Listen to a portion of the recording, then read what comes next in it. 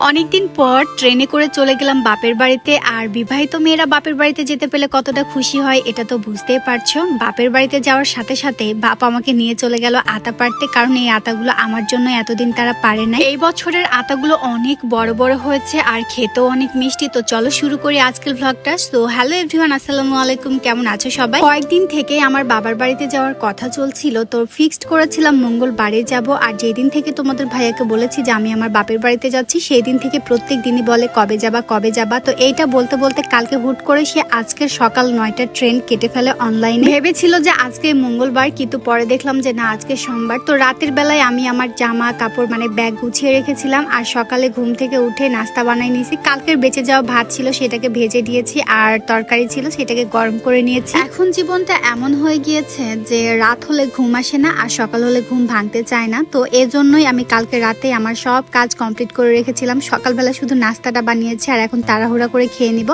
কারণ এখন ঘড়িতে অলরেডি 8টা মতো বেজে গিয়েছে। আমাকে রেডি হতে হবে, আবার বাচ্চাকে রেডি করাতে হবে। তোমাদের ভাইয়া আমাকে রেল স্টেশন পর্যন্ত পৌঁছে দিয়েছে, প্রত্যেক বাড়ি পৌঁছে দেয়। তো এইবার সে বাইক নিয়ে এসেছে, এজন্য আমাদের কাছে বেশিক্ষণ থাকতে পারে নাই। সে বাইকের কাছে চলে গিয়েছিল, বাট প্ল্যাটফর্ম ছাড়া সে বাইরে যেতে পারে নাই। তাকে বললাম যে তুমি চলে যাও, আমরা ট্রেনে উঠে চলে যাব। তো আমরা ট্রেনের জন্য অপেক্ষা করছিলাম, খুব বেশিক্ষণ অপেক্ষা করতে হয় নাই। আমরা এখানে দাঁড়ানো 2-3 মিনিটের মধ্যেই ট্রেনটা চলে আসে। ট্রেন জার্নি তো আমার খুবই ভালো লাগে, তবে একটা জিনিসই খারাপ লাগে, সেটা হচ্ছে যে ট্রেনের বগি যেখানে দাঁড়ানোর কথা সেইখানে যদি না দাঁড়ায়, উল্টা দিকে থাকে, তাহলে মেজাজটা খারাপ হয়ে যায়। তো ক বগিতে ছিল আমার ট্রেনের টিকিট। ক বগি যেখানে দাঁড়ানোর কথা ছিল সেইখানে না দাঁড়িয়ে একদমই উল্টা দিকে ছিল। তো মা মেয়ে টুকটুক করে হেঁটে গিয়ে ট্রেনের উপরে উঠে পড়ি আর ট্রেনটা চলতেও শুরু করে। তো ট্রেনটা কিছু দূর যাওয়ার পরেই দেখি যে বই বিক্রি করতে আসছে, আর আমার ছানা তো বই দেখতে পেয়ে সে নিবে।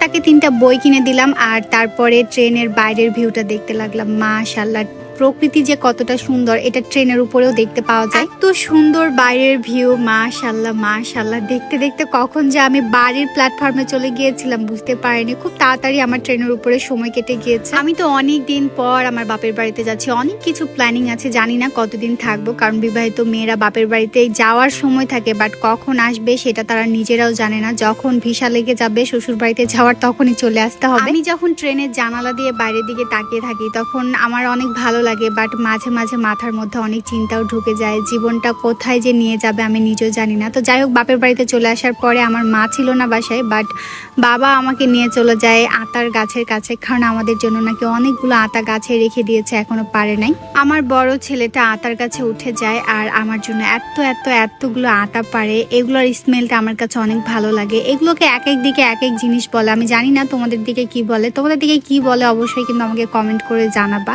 আর এটা আমার অনেক পছন্দের একটা জিনিস, এটা সচরাচর পাওয়া যায় না, অ্যাভেলেবেল না। আতাগুলো গাছ পাকা না, বাট এগুলো পুষ্ট।